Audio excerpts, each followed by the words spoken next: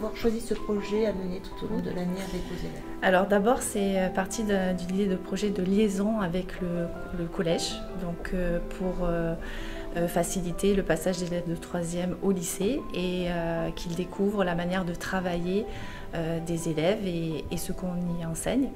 Et donc il y a tout un volet orientation qui est associé à ce projet. Et en même temps, on voulait un projet culturel qui permette aux élèves à la fois de seconde et de 3e de partager des connaissances, des savoir-faire.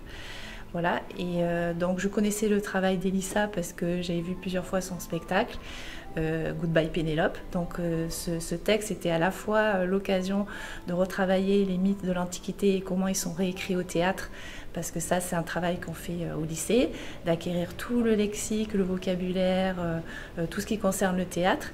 Et en même temps, le chœur aussi, c'était quelque chose de très intéressant, son travail sur le chœur, parce que c'est quelque chose qui est difficile à faire comprendre aux élèves, et donc de leur faire des chœurs, ça permettait justement qu'ils assimilent bien ce que c'était qu'au théâtre, le chœur, et ce que ça pouvait apporter à un texte. Voilà, donc du coup, ils ont produit des textes eux-mêmes à partir du texte d'Elissa. Ils ont écrit leur version de Pénélope qu'ils ont pu mettre en scène à travers le chœur. Et puis, c'est greffé le volet multilingue, donc avec la possibilité d'improviser aussi dans une langue étrangère. Comme ils sont à la fois dans la posture de celui qui écrit, celui qui regarde, qui met en scène, celui qui joue aussi. En fait, c'est ça qui était intéressant dans le travail d'Elissa, c'est qu'elle les mettait dans ces postures différentes. Ça leur permet d'acquérir plus de distance en fait eux-mêmes par rapport aux textes littéraires qu'ils étudient.